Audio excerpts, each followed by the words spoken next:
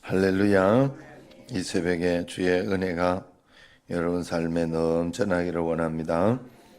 몇 번 말씀드렸지만 레위기 21장, 22장은 말씀을 통하여 제사장들의 거룩한 삶에 대해서 공부하는 것입니다. 앞에서 18장부터 20장까지가 하나님의 은혜를 받은 이스라엘 백성들에게 날마다 하나님과 교제함으로 거룩한 삶을 살아갈 것을 명령하신 하나님께서 이제 제사장들에게도 거룩한 삶을 가르치는 그런 내용이죠.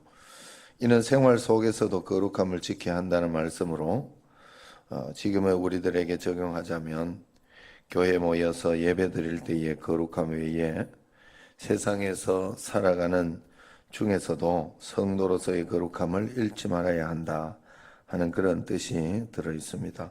그렇게 해야 하나님의 귀한 복음의 증인으로 살아갈 수 있다 하는 뜻이죠.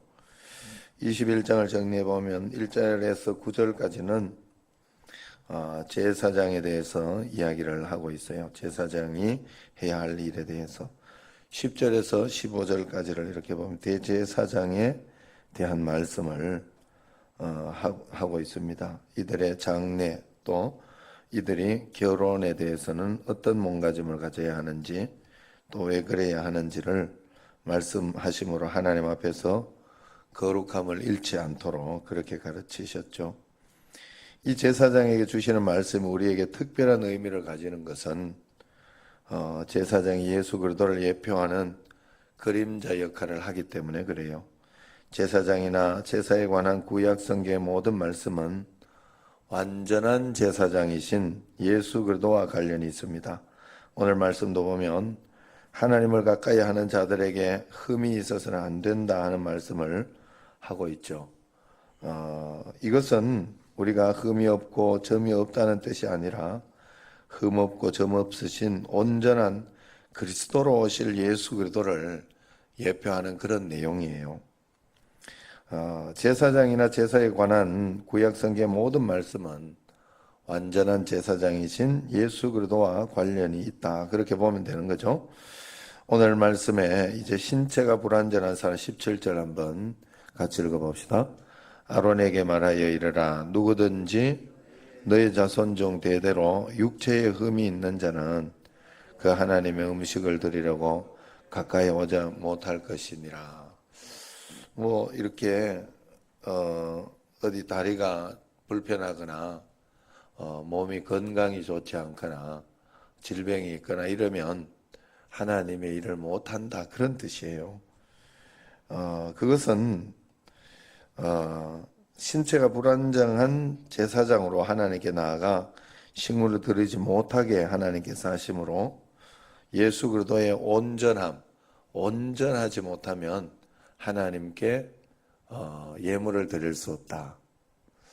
무슨 말이겠어요? 신약 성경으로 이렇게 생각해 본다면 도둑질한 어떤 그런 예물은 드리지 마라. 이런 이야기들 우리가 내가 죄 지을 거 다 지어가면서 세상 가운데에서는 그렇게 살면서 예배한다고 아니면은 하나님 앞에 무언가를 드린다 하는 그런 걸 하지 말라는 거예요.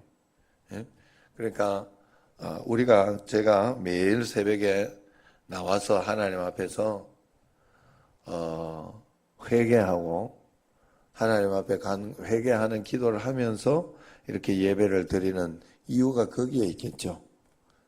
우리가 하나님 앞에 삐딱한 마음을 가지고 또 세상 가운데 이렇게 죄를 짓는 그런 어떤 삶을 살면서 거기에 대한 회개라든지 거기에 대한 마음은 전혀 없이 그저 예배 드린다고 주님 앞에 나아갈 수 없다 하는 거예요.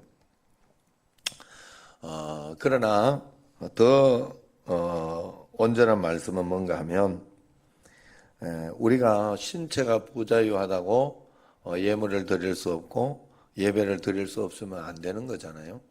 우리가 언제나 그래서 온전하신 예수 그리스도를 의지하여 예배를 드리고 온전하신 예수 그리스도를 의지하여 하루하루 살아가고 의지하고 그러면서 나아가야 된다 하는 거예요. 하나님 앞에. 사람은 모든 면에서 부족함 투성이에요. 그러나 우리의 부족함을 예수 그리스도께서 책임지시고 담당하셨으므로 주님을 의지하는 사람은 하나님께 가는 길이 열려 있다 하는 말이에요. 그러므로 오늘 말씀을 육신적으로만 그렇게 받아들일 것이 아니라 영적인 교훈으로 예수 그리스도 복음을 더욱 확실히 세우는 그런 교훈으로 삼아야 됩니다. 우리는 이미 구약 시대의 제사가 아니라 그리스도로 말미암아 완전히 이루어진 신약 시대로 살아가는 성도들이기 때문에 그렇죠.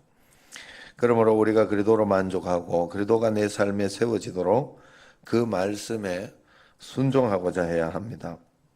누구라도 그리스도로 옷을 입으려고 해야 된다 하는 거예요. 그리스도로 옷을 입는다는 것은 주님을 위해 봉사하고 주님을 위해 살아가는 그런 사람이 되어야 된다 하는 거예요. 교회 출석하는 것만으로 만족하거나 또 예배만 참석하고 무심히 돌아가는 사람, 헌금한 것으로 내 할 일 다 했다 생각하는 그런 이른바 출석 교인은 하나님을 가까이 하는 사람은 아니다라는 거예요. 하나님을 가까이 하는 사람이라면 적어도 주님의 음성에 순종하려고 예수 그리스도를 전하는 사람, 전도하고 또 봉사하려고 무엇이라도 주님 앞에서 한 가지라도 봉사하려고 하는 그런 사람이 주님을 가까이 하는 사람이라, 주님을 닮아가는 사람이라 그렇게 볼 수 있습니다. 악한 자를 가까이 하면 악한 자를 닮게 되어 있어요. 우리가 죄를 짓지 않으려고 하면 죄를 내가 안 지어야지 이렇게 해서 안 짓는 게 아니라 그랬어요. 주님 앞에 가까이 나올 때 자연적 죄에서 떠나게 돼 있어요. 우리가 내가 화를 안 내고 짜증을 안 내려고 하면 그걸 참으려고 하면 할수록 실패를 경험하게 돼요. 그러면 그럴수록 넘어지게 돼 있어요. 어떻게 우리가 그것을 넘어가고 이겨낼 수 있는 가정 불화라든가 이런 것들을 어떻게 이겨낼 수 있느냐? 빨리 주님께 돌아가는 거예요. 주님을 의지하는 거예요. 하나님을 의지하면서 주님 앞에 돌아가서 기도하고 간구하고, 그래서 더 기도하고 더 간구하고 더 주님 앞에 매달리면 주님 앞에 더 가까이, 그래 예배를 더 가까이 하고 말씀을 더 가까이 하고 그러다가 보면 이겨내지는 거예요. 그렇게 이기는 거예요. 온전하신 예수 그리스도를 통하여 이겨져야 된다 하는 거예요. 주님만 흠이 없어요. 주님만 문제 없어요. 우리는 다 흠이 있고 문제가 있다 하는 거예요. 그러므로 전적으로 주님을 의지하며 살아갈 수밖에 없습니다. 불안과 걱정, 두려움을 버리고 오직 주님이 나와 함께 계시고 이 문제를 보고 계시고 알고 계시다 하는 믿음으로 주님 앞에 나가야 돼. 그럴 때 온전해진다. 언제 온전해지느냐?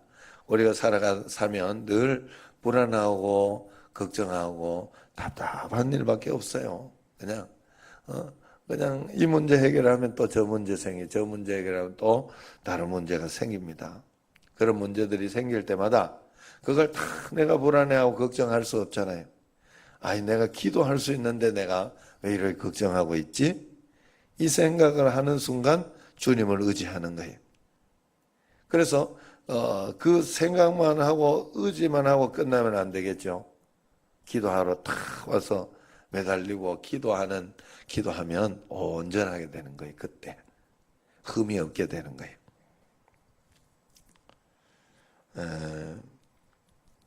요즘 후배 목사가 목회를 굉장히 힘들어하고 있어요.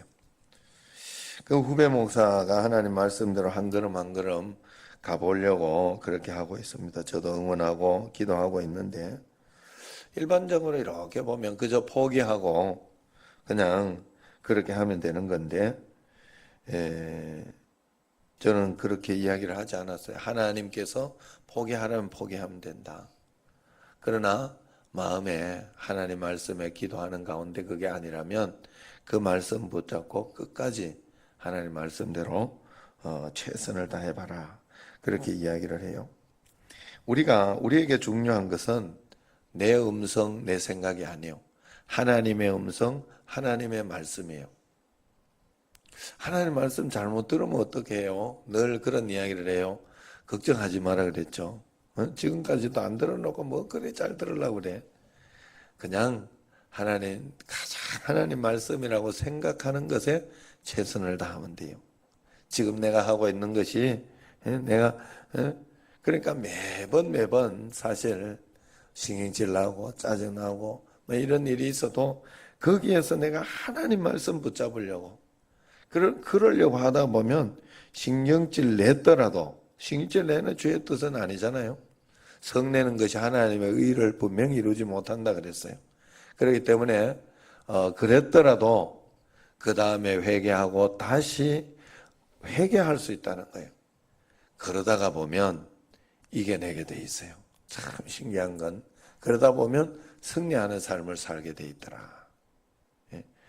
여러분 우리가 하나님 앞에 그래서 매번 잠 안 오면 그냥 교회 오면 되는 거지. 기도하면 되는 거지. 뭐 하겠어? 하나님 앞에. 또 여러분 지금 또 학생들이나 여기에도 굉장히 힘들게 교회 나왔는데 하나님 앞에 그렇게 최선을 다해봐요. 우리 교회 여러분 감사한 건 그래요. 잘하는 사람 주님 앞에 잘하고 애를 쓰는 사람은요 하나님께서 어떻게 해서든지 계속 좋은 일이 있다는 소리 아니에요. 그런데 하나님 말씀으로 살아보려고 하는 사람들은 어떻게 해서든지 하나님은 기가 막히게 인도해 주시는 것을 볼 수 있어요.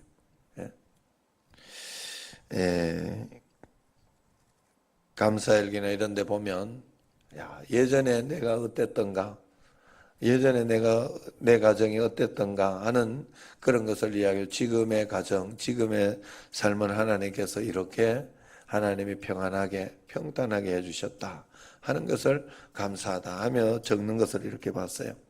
정말로 하나님 앞에서 하나님께서 그렇게 인도해 주셨다 하는 것을 볼 수 있어요. 고백하지 않을 수 없어요. 저희 교회도 마찬가지예요. 교회도 이제 또 이렇게 새로운 국면에 갈 수 있도록 하나님이 인도해 주시고 또 삶을 한 걸음 한 걸음 역사해 주시고 하는 것을 보면 하나님께서 정말 복을 많이 주시고 인도해 주셨다. 정말 요즘은 굉장히 마음속에 굉장히 나한테도 모경질 하나 생기는구나. 난 그게 굉장히 기분 좋아요. 그래서 하나님 앞에 하나하나 또 잘해봐야 되겠다. 또 이렇게 일을 하면서 제가 이렇게 보면 우리 지금 이렇게 하나님께서 이렇게 일하는 이 왁구라든가 이런 거를 탁 잡아준 걸 보면 굉장히 고마워요. 지금 우리 교회 재정부나 건축 재정이나 이렇게 보면 이성전하고 이거 할 때요. 정화모 장로는 굉장히 애를 먹었어요. 나는 못해요. 나는 절대로 못해.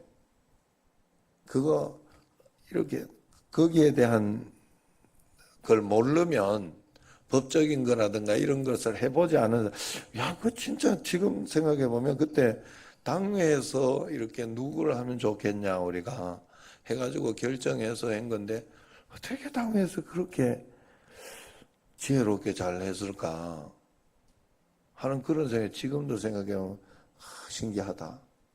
또 지금도 이렇게 지금 선교관 지으려고 지금 소장으로 우리 지금 강병원 집사님이 이렇게 일하는 걸 보면 이거 없었으면 어떻게 하지? 내가 지경은 아예 생각도 못 하는구나 하는 그런 생각이 들었어요. 제가 이렇게 해보니까 그렇더라고. 내가 할 일은 아니더라고. 아는 사람이 하는 거지. 그런데 하나님은 시기적절하게 때를 따라서 기가 막히게 하나님이 인도해 주시더라고요. 그러므로 여러분 예수님이 완전하지 내가 완전한 게 아니에요. 우리는 예수님을 의지해서 말씀대로 살아보려고 그냥 말씀대로 살아보려고 하루하루 한 걸음 한 걸음 주님과 함께 동행하면 됩니다. 그래서 주님이 인도하시는 만큼이라고 생각하는 주의 음성을 듣고 내가 주의 말씀만 잘 들으려고 매일매일 그 진심만 가지고 있으면 돼요. 그 순수함만 가지고 있으면 돼요. 예, 다른 거 필요 없어요. 주의 말씀 들으려고 하면 어떻게 해야 돼요? 예배 안 드릴 수 있어요? 말씀 기도 안 할 수 있어요? 그거 안 하면서 내가 주의 음성 듣는다, 거짓말이지 그거는. 매일매일 주님 앞에서 오늘 말씀에 흠 있는 자는 하나님의 음식 드리려고 가까이 오지 마라 한 것처럼 내가 흠이 없으려고 하는 것이 아니라 주의 말씀에 순종해서 청년이 무엇으로 깨끗하게 하리까? 무엇으로 정직하고 깨끗하게 살 수 있겠어요? 하나님 말씀에 순종하려고 함으로 한 걸음 한 걸음 내가 기도할 수 있는데 내가 지금 무엇하고 있나? 내가 하나님 앞에 예배할 수 있는데 하나님을 의지할 수 있는데 뭐하고 있냐 하는 마음으로 온전하게 주님 앞에 나아갈 수 있는 여러분과 저가 되기를 주의 이름으로 축원합니다. 자, 우리 기도